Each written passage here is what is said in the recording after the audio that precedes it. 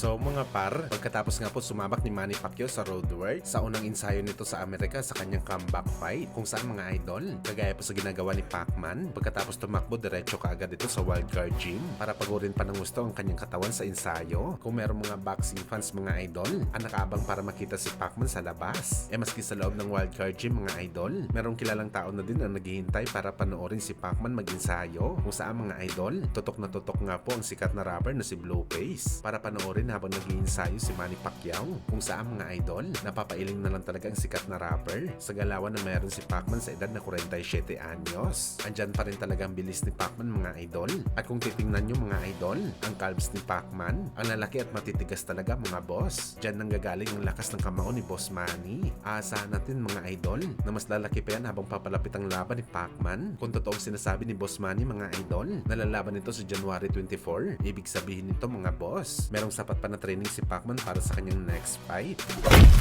Samantala speaking kay Manny Pacquiao mga idol, nagpapyaw naman po mortal na karibal nito na si Mayweather Jr. matapos makita si Pacman sa episode ng Physical Asia. Ano yan ni Floyd? Mahilig daw tumakbo si Pacman. Palagi daw ito tumatakbo. Kaya sana daw manatili na lang si Pacman sa Physical Asia para malaman daw natin mga idol. Baka dyan pa daw manalo si Pacman sa sports na to. So parang sinasabi lang ni Floyd dito mga idol na baka pang Physical Asia na lang daw ngayon si Pacman dahil hindi naman ito nagawang manalo sa kanyang comeback fight kontra kay Mario Barrios. Well, nauna na nga sinabi ni Floyd dati mga idol na talagang naawa ito kay Pacman dahil kailangan pa daw ng Pinoy na lumaban sa mga delikadong kalaban para magkapera lang. Pero si Floyd daw, ginagawa lang daw nito libangan ng exhibition fight at the same time kumikita daw ito ng mas malaking pera. Mas malaki pa daw sa kinikita ngayon ng mga active boxer. Well, bukod sa pera mga idol, para sa atin isa rin sa mga dahilan ni Pacman kung bakit lumalaban pa rin ito sa pro dahil ayaw pa nito mag-move on sa sports na kanyang minahal. Hinahanap pa rin talaga ng kanyang katawan ang bakbakan sa ibabaw ng boxing ring kahit delikado na para sa kanya dahil isa itong tunay na matapang na klaseng tao.